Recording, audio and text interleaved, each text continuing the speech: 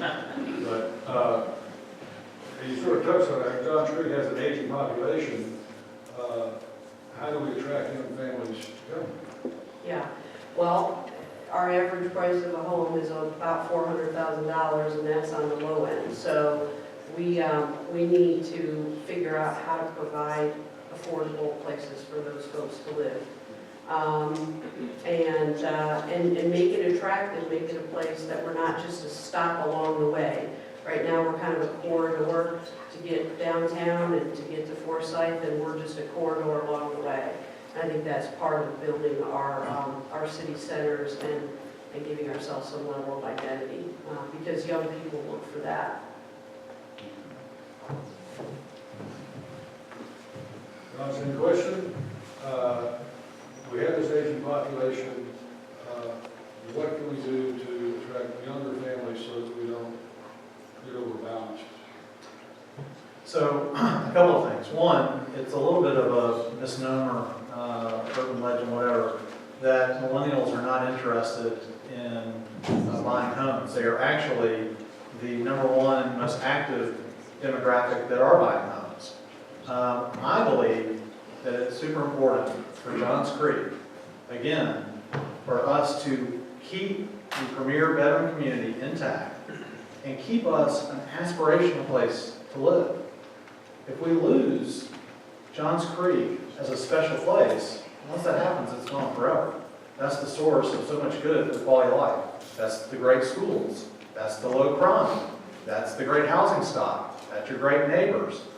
This is what we want to enhance and protect. I think that if we do this, we will always have a #1 exceptional city. Follow-up question to that. Is it $450,000 kind of a high bar? Is it starter? Millennials need to save their money. Work hard to save your money. And there are, but actually, back to my earlier story. I guess when I was a millennial, before I was even 30, when I was about 23, 24 years old, a couple years out of UGA, I had saved my money and I bought a townhouse. And I lived in that townhouse, enjoyed that townhouse for several years, had a roommate, and really it was that investment that gave me the down payment for the house that my wife and I are in now. And we bought that when we were 30. And so I think that that's a natural progression of things. I do not want to see us dumb down Johns Creek housing stock to change Johns Creek for a group that's not here. I want to protect it for all of us that have built this community.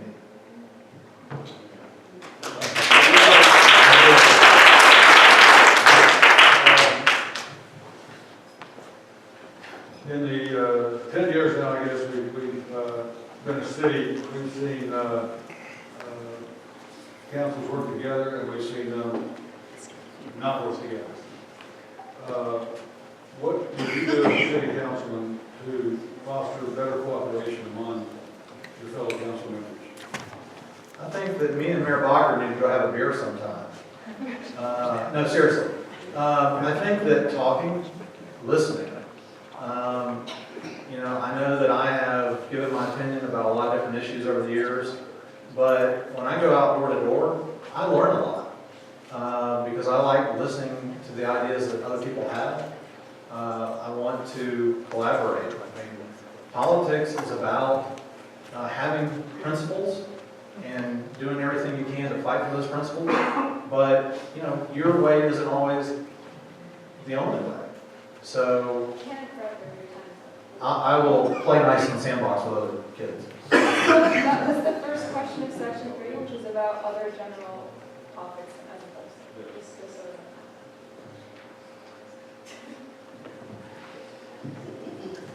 Same question. As a council member, what would you do to foster better cooperation and goodwill? Right. Well, I think with respect to the council mates, right, the people on council, I've been demonstrating what I would do with that over the last 4 months. I have people from all the different factions working with us, trying to find ways to not only run our campaign and do it the right way, but but also when we get on council, to have the ability to sit down with everybody who's there, because we can't afford to not like somebody and just refuse to work with them. It's counterproductive. And so it's going to be critical to be a bridge builder and someone who builds bridges instead of tearing them down. All right. If you would come stand right here. And Don, if you would stand right there. This is our curveball. This is like an out-of-body experience. This is our curveball. We're going to give each of you the opportunity to ask your opponent one question. Vicki, you're up first. They had no idea this was coming.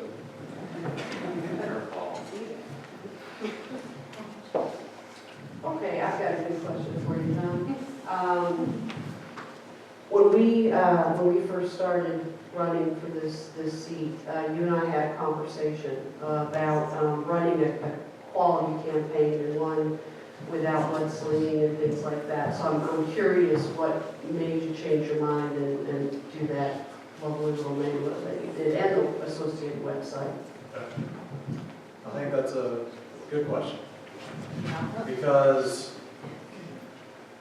I have no problem with anyone being of any political stripe. However, if you are going to have people send postcards from all over the country saying to vote for this particular person only because they are a part of this particular political party, that to me runs completely counter to what was said in this exact same room on September 18th when you told everyone that you're an independent. And so to me, By that the was way, mistaken. I never told everyone I was independent. I said I was an independent thinker. That's different than being independent. All right, but again, I mean, can I respond? Yeah. Go ahead. So, my understanding is that the postcards were disavowed, and then they were encouraged. And, we tried to make our mailer specific to the truth, and we tried to do it in a lighthearted style. And I understand that the style may not be everyone's cup of tea. But I stand behind the substance, the information that was presented, because it was truthful. No, it's not truthful. I've never once said that I think we need more apartments and low-income housing and all that. I've never said that. I have said we should provide millennials an opportunity to live here. Okay. Well, can I respond to that? I think we're going to end it at that point. We're going to What's good for the goose? What's good for the goose hatcher? Well, you can ask her anything you want. So, Okay, you can ask me a question. Okay. Well, okay. well, you stand here.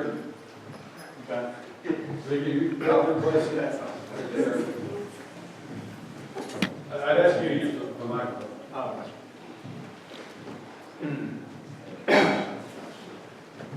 All right, so I would say that the thing that we disagree on the most, and the thing that has been most confusing to me as a consumer of this campaign, has been the contradictions and inconsistencies, not only on workforce housing, because workforce housing is, by its very nature, low-income housing, that is below market price, but on transportation.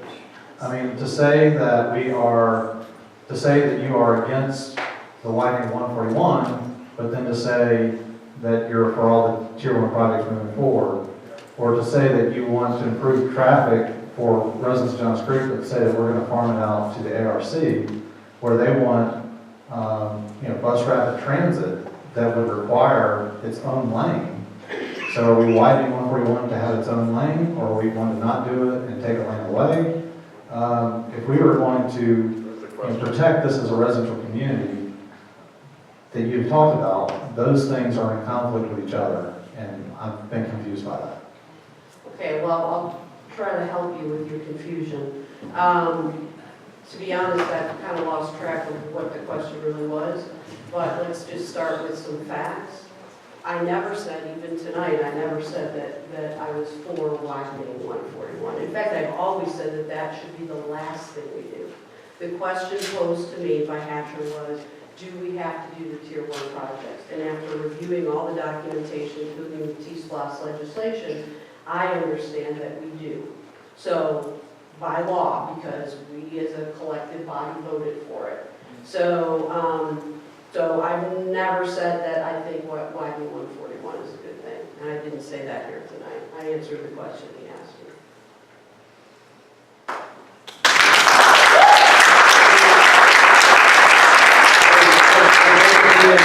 We got final comments here, and Each candidate will have 1 minute for the vote. and who won the toss for the? I think I Candidate heard Horton has first. You go first? All right. I'll kind of go back and circle back to something I said up front, which is I'm very proud of the campaign that we've been running.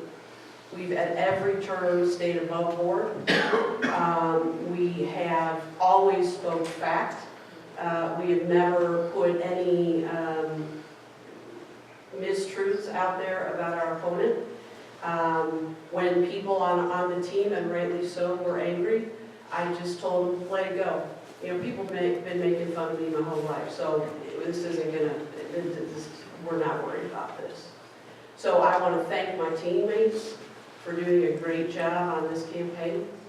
I want to thank and I'm very proud of all of the folks in Johns Creek, all the residents who have participated. We didn't get 2,596 votes because we had one faction trying to be behind us. We've done that systematically with touching everybody, and that for us is what one of our goals. So I'm very proud of that. And the last thing is thank you, Team 2596.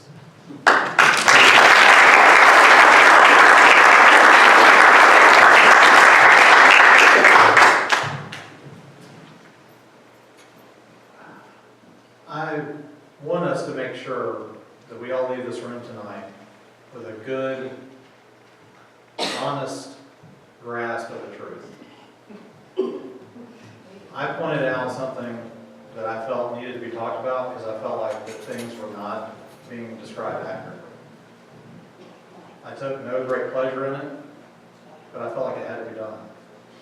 And likewise, let's not pretend like John Bradberry is this big, mean guy, and the other side is a bunch of innocent angels.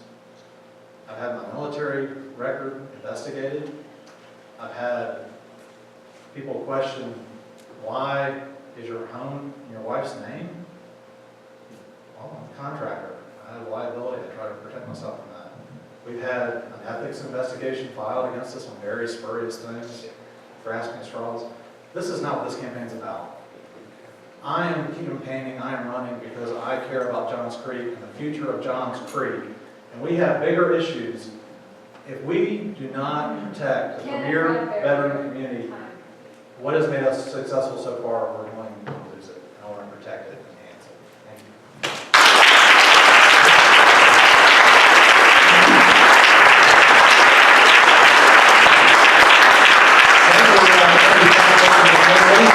Thank you all for coming tonight. Folks, thank you all for coming. Election day is when? Tuesday. Go vote. Go vote. Thank you, Hatcher. I'm sure you're going to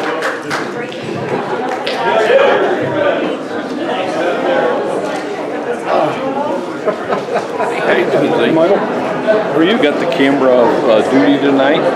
Yeah. Who's this for? Pardon me? Who's the camera for? Rotary or somebody else? It's just, I'm just doing it. Oh, you're doing it for yourself. Okay, I thought maybe You're not the first person